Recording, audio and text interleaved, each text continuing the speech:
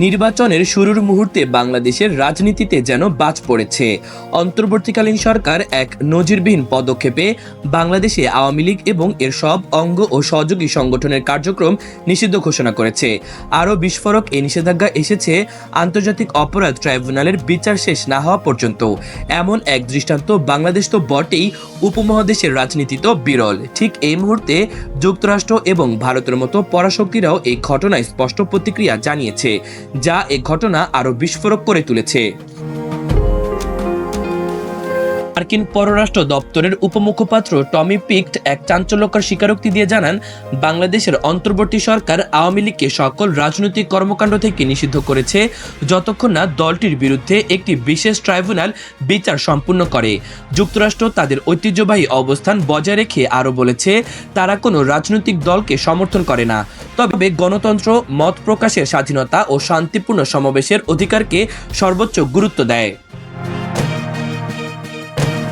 তবে এই নিষেধাজ্ঞার বাস্তব রূপ নেয়ার পেছনে আছে 2009 সালের সন্ত্রাসবিরোধী আইন ও সদ্য সংশোধিত সন্ত্রাসবিরোধী অধ্যাদেশ, যার আওতায় সোমবার রাতে স্বরাষ্ট্র মন্ত্রণালয় প্রজ্ঞাপন জারি করেছে। ফলাফল, আওয়ামী লীগ আপাতত কোনো রাজনৈতিক কর্মসূচি, সভা সমাবেশ, এমনকি প্রচারও চালাতে পারবে না। শুধু তাই নয়, একই রাতে দলটির নিবন্ধন স্থগিত করেছে নির্বাচন কমিশন, যা একটি রাজনৈতিক দলের অস্তিত্বকে প্রশ্নের মুখে ফেলে।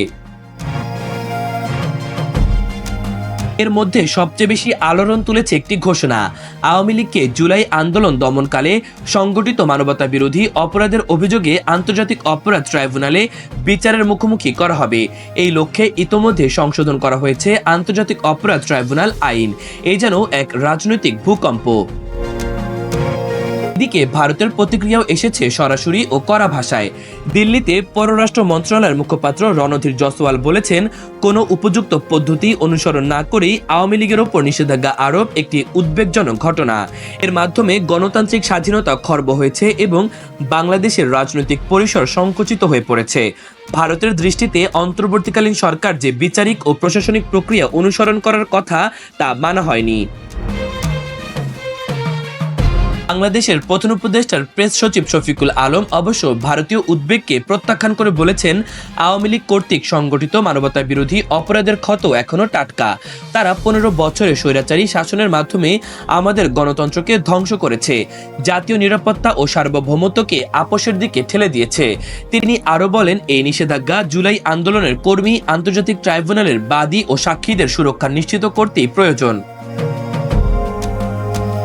এই উত্তপ্ত রাজনৈতিক প্রেক্ষাপটে সরকার বারবার স্মরণ করিয়ে দিচ্ছে কিভাবে আওয়ামী লীগ অতীতে প্রহসনমূলক নির্বাচন ও লুটপাটের মাধ্যমে নির্বাচন প্রক্রিয়াকে প্রশ্নবিদ্ধ করেছে।